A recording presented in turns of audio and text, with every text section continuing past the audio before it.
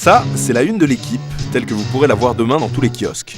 Qui est Jean-Pierre Audour? Pourquoi sa disparition avec la caisse de son club, France Rugby Pub, provoque un séisme en France? Pourquoi les partis politiques, les milieux de l'économie, de la communication, des médias, les producteurs d'alcool, de poire et surtout le sport de haut niveau sont-ils touchés? La réponse tient en 3 mots. Jean-Pierre Audour. Un homme qui a réussi à hisser France Rugby Pub, l'équipe qu'il a créée de toutes pièces en 1983, au sommet du rugby français et international. Comment cet homme, dont la discrétion est légendaire, a-t-il pu aller aussi haut, aussi fort, mais pas trop vite, sans jamais faire parler de lui? Quels sont ses réseaux, ses amitiés, sa vie secrète et surtout pourquoi, alors que sa réputation d'intégrité était reconnue par tous, est-il parti avec la caisse de son club? Et où est-il parti? C'est ce que nous allons vous raconter. Nous nous rendons d'abord dans les locaux du journal L'Équipe à Issy-les-Moulineaux, où nous avons rendez-vous avec Louis Gillet, président de Manchette Publicité. Sans cet homme, Jean-Pierre Audour n'aurait jamais pu créer France Rugby Pub. Pour monter une telle équipe, il fallait un sponsor, et ce sponsor, c'est Louis Gillet. Ça va? Ça va et toi? Bah écoute, oui, mais enfin les nouvelles sont pas très bonnes. C'est incroyable. Bah Jean-Pierre a disparu. Et il a disparu, il paraît qu'il est parti avec la caisse en plus. Bah oui, je sais. La caisse de France Pub en plus. Car moi tous les ans je payais sans regarder ce qu'il faisait, tu comprends? Tu lui faisais confiance quoi. Ah bah je lui faisais confiance, donc vraiment je tombe de l'armoire, c'est incroyable quoi quand même.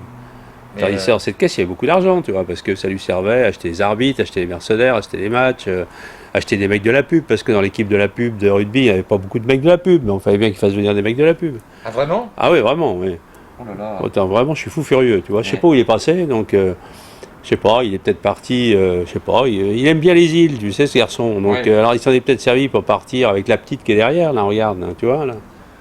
Ah oui, effectivement, moi je partirais bien avec elle aussi, oui, d'accord. Il est peut-être disparu pour acheter une maison en Charente, je sais pas, parce qu'il a trahi un peu la Charente, tu sais, ce garçon. Il a trahi la Charente? Mais oui, ce type qui est un Charentais bontain, maire adjoint de Ruel, on a fait son jubilé à Ruel, a trahi parce qu'il est parti dans le Gers. Donc il t'a doublement trahi?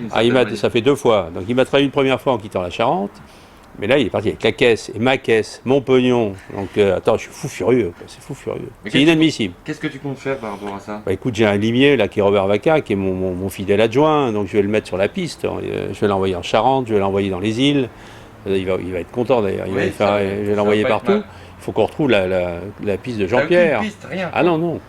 Qu'on retrouve les ossements et puis au moins et qu'on retrouve la caisse. C'est mon pognon qui est important, tu vois, c'est pas le reste. Hein. Mais les journalistes qui ont fait l'article qui est en une de l'équipe, là, ils n'ont pas d'informations? Non, je crois pas. Tu connais des journalistes, hein, tu as déjà vu les journalistes avoir des informations fiables, toi? Quand ils les ont, ils les donnent pas en général, donc voilà. Effectivement, nous n'avons pour l'instant aucune information sur la disparition de Jean-Pierre Audour. Et c'est chez Xavier Groulard que nous comptons bien en trouver. Ah, François, salut, Salut, ça va? Cet ancien ailier, qui était du premier match contre les Anglais en 1983, connaît tous les secrets de France Rugby Pub depuis le début. T'as plein de boulot? Ah, je taffe comme une bête là, en ce moment. Qu'est-ce que tu fais? Bah, je suis sur le rugby là en ce moment. T'es sur le rugby? Ouais. Et c'est bien? Ouais, il y a des pays à étudier plus que d'autres. D'accord. C'est une question de culture. Ouais, je comprends. Excuse-moi de te déranger. Ouais, non, mais c'est pas grave, je t'en prie. Est-ce que par hasard tu aurais des nouvelles de Jean-Pierre? Alors écoute, Non, mais j'ai pas de nouvelles de Jean-Pierre, il est parti, il a disparu complètement avec le fric de France Rugby Pub et tout, on sait absolument pas où il est. alors écoute, je vais t'expliquer. S'il y a vraiment une chose qui me gave, Ouais. c'est qu'on me pose cette question. Ah bon? Pourquoi? Je vais te dire pourquoi. Bah oui, dis-moi. Parce qu'on me l'a déjà posé 2 fois. Oh putain. Et on ne lui posera pas une 3e. Le seul à pouvoir nous aider maintenant, c'est Robert Vaca, le bras droit de Louis Gillet. Bonjour. Bonjour Robert Vaquin. Bonjour, merci de nous recevoir. Vous avez des informations? Vous avez Louis une m'a piste? demandé de trouver des gens. J'ai 3 joueurs de l'équipe de rugby et on va voir si on peut trouver Et Jean-Pierre. ils ont dit quelque chose? Mais pas grand chose, mais vous allez voir, je D'accord. les interroge là. Gentil Alouette, là là. Alouette, je te plumerai. Alouette, gentille Alouette, Alouette, Arrête. Et lui, c'est qui? C'est Vincent, c'est le fils préféré de Jean-Pierre. Je comprends pas, je comprends pas. Moi, Vous avez depuis combien de temps? Mais ça fait un mois. Ça fait un mois. J'ai eu le malheur de l'avoir au téléphone, lui dire que je pouvais pas aller à l'entraînement. Il m'a raccroché au nez depuis silence radio. Vous étiez son fils Je sais pas, on avait des bonnes relations, mais bon, on s'est toujours titillé, mais là, c'est jamais allé à ce point-là. Et depuis un mois, silence radio, j'ai Donc plus aucune nouvelle. Vous avez aucune nouvelle de lui? Aucune, rien. Depuis un mois, rien. Donc ces deux-là, ils ont absolument rien. Rien à dire, peut-être Antoine qui l'a vu il y a pas longtemps, un baptême. Je tiens à dire, je ne sais pas où est Jean-Pierre. Je ne l'ai pas vu depuis 2 mois. La dernière fois que je l'ai vu, c'est à un baptême. Ouais. Je te dis, j'avais la même veste. Je m'en souviens très bien. Il avait l'air un peu troublé par l'Amérique du Sud. Pourquoi? Je sais pas. Il avait des affaires là-bas, il préparait un Ouais, il a été à Noël. Il était à Noël en ouais. Amérique du Sud. Il a vu des trucs, je sais pas avec qui, mais il m'a dit qu'il y avait un vrai beaucoup à jouer là-bas et que à la première occasion il partait. Mais je sais pas plus que ça. Hein. Ah bah c'est pas mal ça. Ah oui, ouais, la seule information c'est celle-là. Et c'est à Buenos Aires que nous avons pu retrouver la personne qui a passé Noël avec Jean-Pierre Audour. Ils se connaissent depuis longtemps, depuis l'époque où Jean-Pierre Audour dirigeait un réseau international de publicité et qu'il faisait souvent des déplacements en Amérique du Sud. Nous sommes allés chez lui, où il a accepté de répondre à nos questions. Bonjour, je voudrais savoir si vous avez revu cet homme, s'il vous plaît. Ah, Jean-Pierre Audour. Ah oui, je l'ai vu dernièrement, mais pour Noël. Et nous avons fait une fête colossale. Nous avons chanté Petit Papa Noël. Quand tu entres du ciel. Ce n'est pas parce que Monsieur Audour, c'est pas la fin des rues tabac. Entschuldigung, Sie bitte. J'ai des affaires à terminer tout de suite. L'interview est finie. Dankeschön. Auf Wiedersehen. Retour à Paris. Sans le moindre indice, notre enquête est dans l'impasse. Le mystère Jean-Pierre Audour reste entier. Nous recevons alors un appel inespéré. Un homme qui nous dit connaître l'équipe depuis le début. Il croit savoir où trouver Jean-Pierre Audour. Sans nous dévoiler son identité, il nous donne rendez-vous à son bureau, non loin de la place Vendôme. Non, écoute, c'est très délicat ce que vous me demandez là. Vous êtes sûr qu'on ne me reconnaît pas, hein? Ah oui, on ne me reconnaît pas. Non, c'est très délicat. Je suis très gêné. D'abord, Jean-Pierre Audour était quelqu'un de très anglophile. Très anglophile. Toujours avec les Anglais, à table toujours avec les Anglais, toujours d'accord avec les Anglais, l'arbitrage toujours d'accord avec les Anglais. C'était gênant. C'était gênant. Il était plus d'un à marquer ça. Hein. Il y en a même qu'on dit, la presse s'est fait l'écho des relations, enfin, de week-end avec Timothée à Londres, et je vais à Londres, et je te viens à Paris, enfin bon. Hein. Voilà. Donc moi, je serais vous. Moi, c'est par là que j'irai chercher. Hein. Enfin bon. Vous pensez qu'il est parti en Angleterre, donc? Ah, il est peut-être retourné chez lui, hein, d'une certaine manière. Hein. Il les aimait tellement. Ah, carrément. Ah. Bon, écoutez, je vous remercie de votre témoignage qui est vraiment capital et je pense que c'est une piste extrêmement sérieuse. Tellement sérieuse que nous prenons le premier train pour Londres. Une entente plus qu'intime entre les deux présidents, nous n'y croyons pas. La réputation d'homme à femme de Jean-Pierre Audour nous a été confirmée par plusieurs informateurs, mais il est clair que sans les matchs entre la France et l'Angleterre, qui sont chaque année un sommet dans le rugby international depuis 1983, France Rugby Pub n'aurait jamais vu le jour. Could you take me to Team Mott, please? Certainly. Okay, thank you. Et sans l'Angleterre, Jean-Pierre Audour n'aurait jamais pu assouvir sa soif de puissance. Qui de mieux que Tim Mott pourrait nous informer? Le président anglais, accompagné de la plupart de ses joueurs, qui pour nous aider ont libéré leur agenda, nous a donné rendez-vous dans le centre de Londres. Excuse me. I'm looking for Jean-Pierre Audour. No? He doesn't like melees. Where is Jean-Pierre? How many times have I asked, where is Jean-Pierre? I can't imagine, but it's a lot. And now, it's serious. Where is he? Well, I think we should go round London and have a look.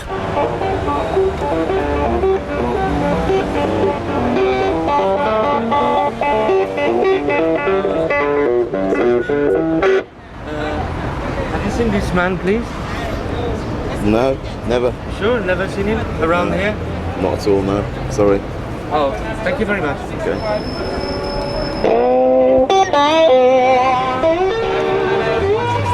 Oh, excuse me, John. I'm looking for Jean-Pierre. No, I haven't seen Jean-Pierre. I'm so busy on the phone, I haven't got time to look for him. Excuse me. Have Have you seen Jean-Pierre Audour, please? Who? Jean-Pierre Audour. Have you seen Jean-Pierre? I show him a picture. Have you seen this man? This man? No. No? No. No? No. Excuse me, have you seen this man? He's disappeared. You don't see him. Okay, thank you very much. Have you seen Jean-Pierre Audour, please? I'm looking for Jean-Pierre Audour. Jean-Pierre? Yeah. Jean-Pierre. We were in here 2 years ago, drinking. He went to the toilet. Haven't seen him since. Who knows? Oh, I'll show you. Let my brother Oliver show you.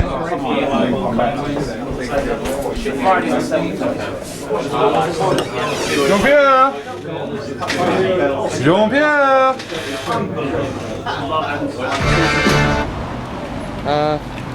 Excuse me, gentlemen.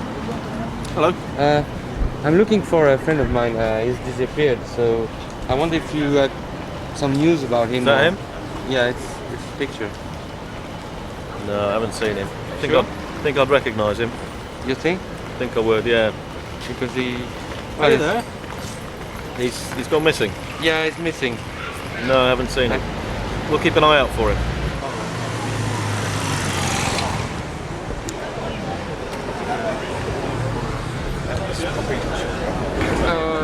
Excuse me. Have you seen Jean-Pierre Audour? She's got red hair. Jean-Pierre? The last time I saw Jean-Pierre, he was dressed in latex. For some reason during the conversation. I like London. I heard that Jean-Pierre has discovered God. So if you come with me, I think I found a place we might find him. I think the best place that you may find him would be in a church. And the best church in London would be here. What was the last time when you saw him? The last time I saw him was a year ago, with a drink in his hand, and he wasn't being very godlike. And he went to the church?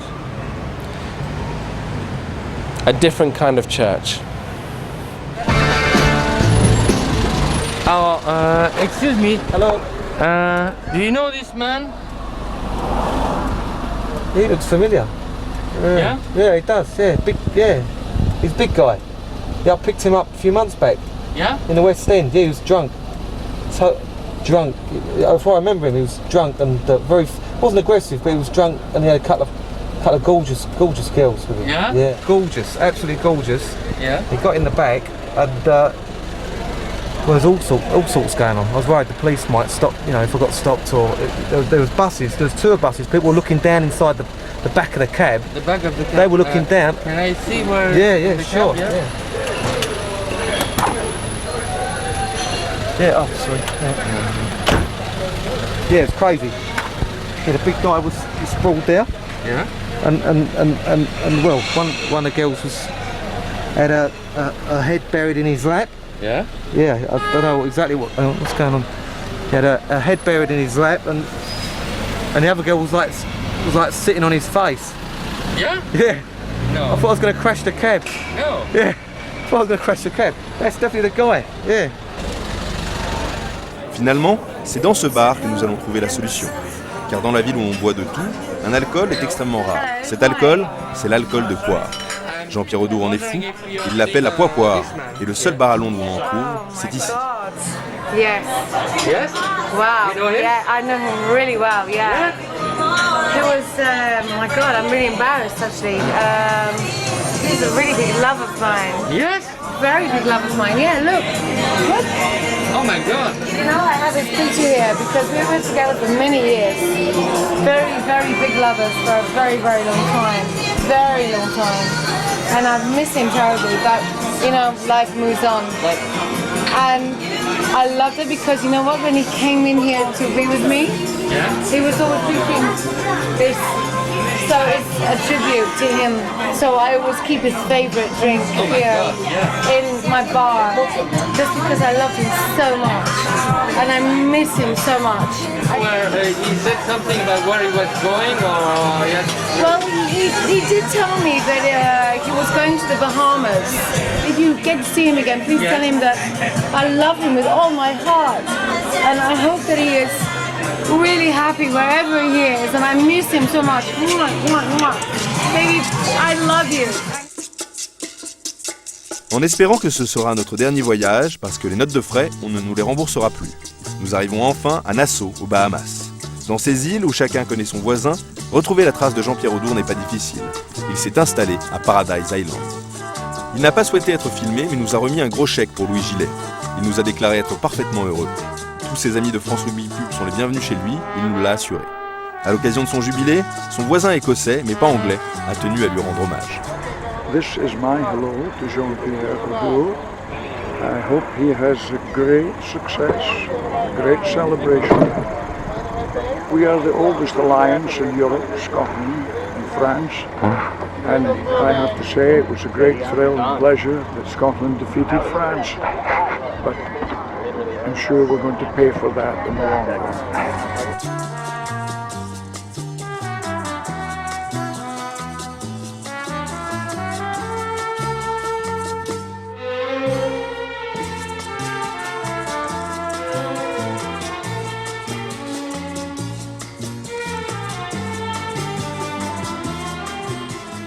Ein, zwei,